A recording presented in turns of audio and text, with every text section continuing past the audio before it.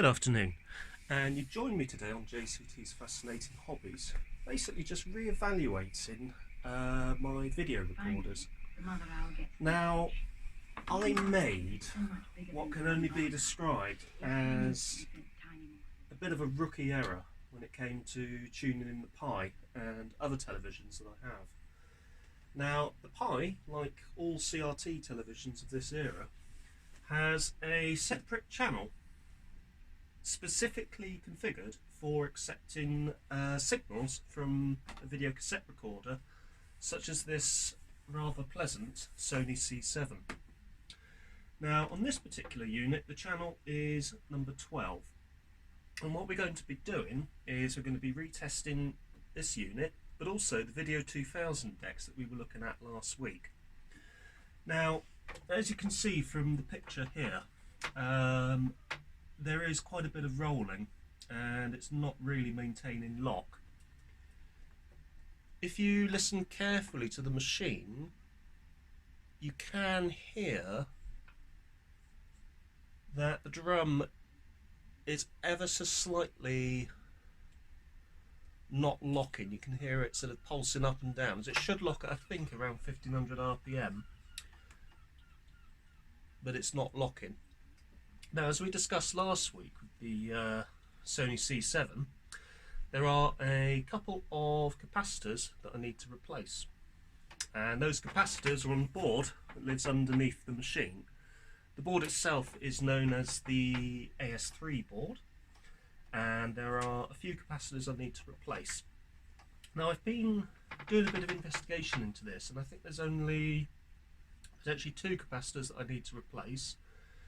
And it seems the popular ones that people talk about replacing are the light blue capacitors, which are branded Sanyo. They're actually Sanyo supplied capacitors. And they are typically the ones that cause all of the problems with this deck, and also the C6, C5, and the T7 and T9 multi-standard decks. I've actually got a T7 out in the shed, which we'll be bringing in at some point, and that'll be the next project after this one is sorted out. So once we've got a stable picture and we're happy that this machine is working as it should from a picture display perspective, we're going to be moving on to sorting out this clock, which is currently not really working very well. As you can see, it's quite broken, and that might be due to corrosion from the battery that's built into this. So we're going to be sorting that out. Also, as a side effect of sorting out the clock, I'm hoping this comes back to life. Interestingly, listen to the sound on this.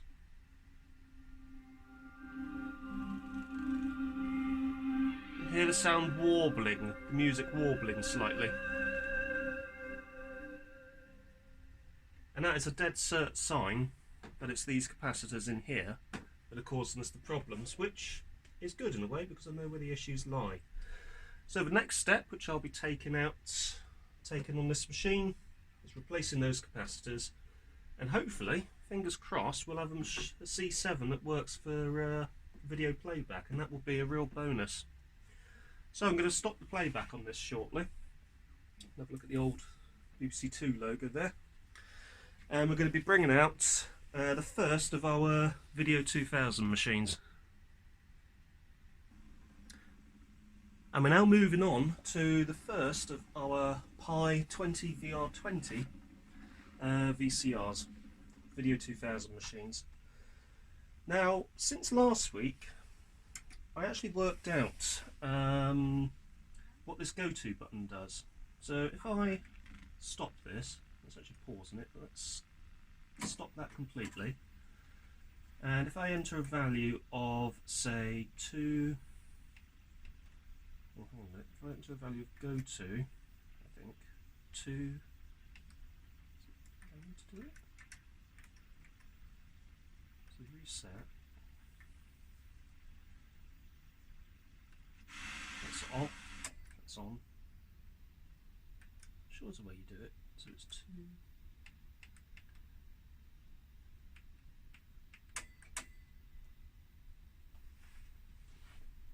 there. So I enter the value into there, and the tape is now fast forwarding, and it's going to take me to position 2222. What a great feature.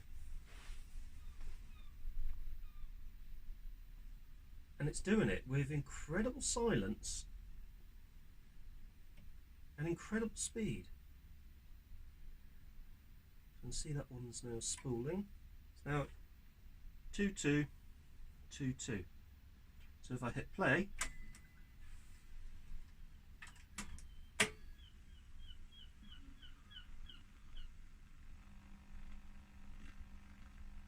might need to just tune that in slightly. It may also be some damage on the tape itself. These are very old cassettes.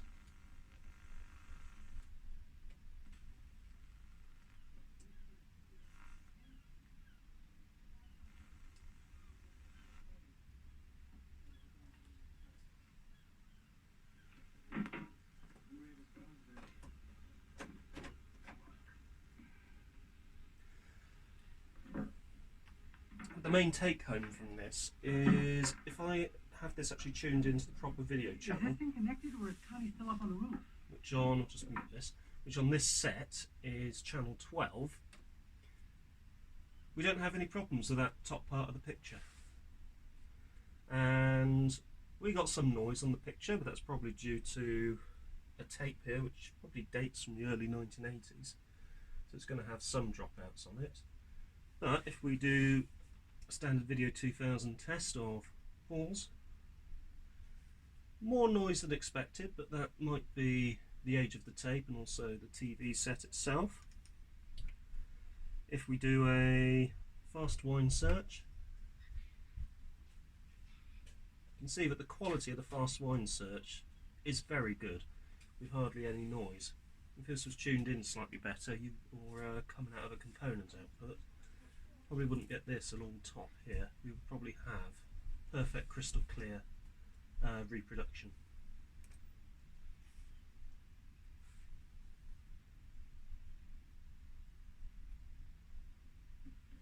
What about bringing in wood? You can't burn wood that's been contaminated. Just put radiation. Takes a little while to settle down. I've seen this before. Something to do with drivers for the piezoelectric heads, so it might be because of that. Anyway, let's move on to our second V2000 machine. And we're moving on to our final V2000 machine, and the final deck that we'll be looking at today.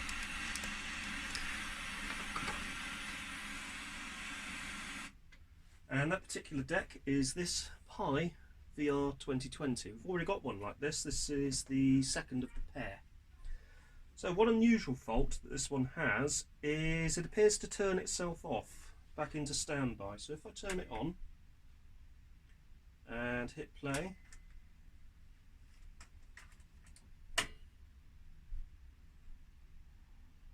appears to be fine. So if we unmute, got a nice clear picture. And we don't have the tearing at the top that we did last time because we're obviously using the correct channel. Pause, let's have a look, see what we got.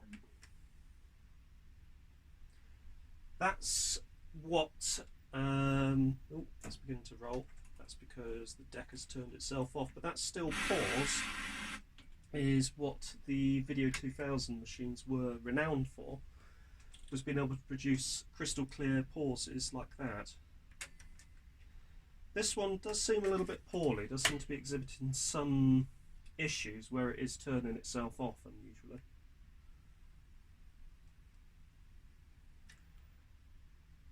Reasons for that? Because it's going into standby. I'm wondering if we have a problem with some of the capacitors in the power supply. We had this exact problem with this particular deck when we were testing it last week, and what would seem to happen is the machine would actually, as you sort of left it on for longer, it would actually settle down as it warmed up. And to be honest with you, to me that does sound like a capacitor issue. So there it goes again. So what we're going to do is probably to strip this one down get into the power supply and replace some of the older looking electrolytic capacitors. I've got a load of capacitors which I ordered in this week for my Sony C7 project, and hopefully a lot of the capacitors in there are going to suit the values which I've bought. So I've bought a whole wide range of values.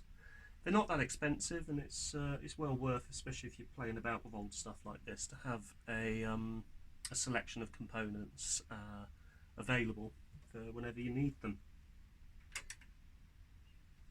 Let's see how long this will last for. This one.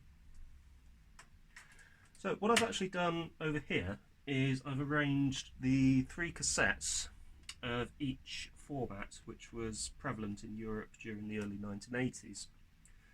So you had the 2 formats which were having the format war in both NTSC and power regions, that being Betamax and VHS. Incidentally, VHS stands for Video Home System. Betamax is something to do, it's a translation from Japanese and I can't remember it off the top of my head. Some people incorrectly believe it's to do with the shape of the cassette as it laces into the machine, which isn't the case, but it's actually a translation from Japanese to do with something maximum, so max being maximum. I may be wrong on this, but there is a reason why it's called that. Video 2000, which is this one, is the only format where you can turn the cassette over, so you can actually record, as I was saying last week, on 2 sides. And what it actually does,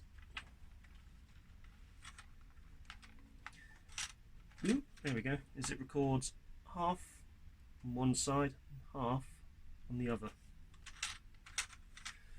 What that does mean is, on this particular cassette, you get 6 hours worth of recording. 3 hours on side 1 and 3 hours on side 2. And it really is quite impressive. Betamax was always criticised for, certainly on the NTSC market, for its lack of recording times. Now, this particular example is known as the L750, which gives you 3 hours, I want to say 3¼ hours recording time. They did an L830 which gave you 3 hours and 45 minutes, nearly a 4-hour recording time. And PAL systems used what became referred to as the B2 speed, so the Beta 2 speed, or as close to as possible. Original Beta decks had a Beta 1 speed. Beta 2 was effectively half of the Beta 1 speed, and certainly on the NTSC market what that did was it eroded some of the competitive advantage Betamax had, certainly in the field of quality when compared to VHS. Because VHS had a larger cassette shell like this, arguably simpler than both the Betamax and Video 2000 cassette shells, you could pack more tape into there. And because the VHS machines were operating at a certain speed anyway, they immediately came out with 2 hours of recording time, which on an E180 cassette quickly became 3 hours recording. And on the original long play machines, I've got a long play machine upstairs, a Ferguson 3V32, which is one of the first long play machines available on the market. That doubled that time to 6 hours, so immediately you can say goodbye to that, because you had the ability to record 6 hours on a single cassette without having to flip it over, so there was no interruption to recording. You also had, on the Betamax, you had the size advantage as well, so it was a much smaller cassette, much easier to store. But in the long term, people didn't care about the quality or the technical advantages of both of these 2 systems, so Video 2000 and Betamax. They cared about recording times and availability of software, in other words, pre-recorded tapes. And that is a very quick, potted history of the format war. Video 2000 was out within a few years. Betamax hung on and became Betacam and other professional standards. VHS was there until the very end, and Betamax bowed out in around 2002. so we were left with VHS. Anyway, that machine needs attention, so we'll be getting onto that at some point. I'd like to thank you all very much for watching. If you have found this video interesting or useful, don't forget to hit that like button. And also consider subscribing for more upcoming fascinating hobbies. Thank you very much for watching.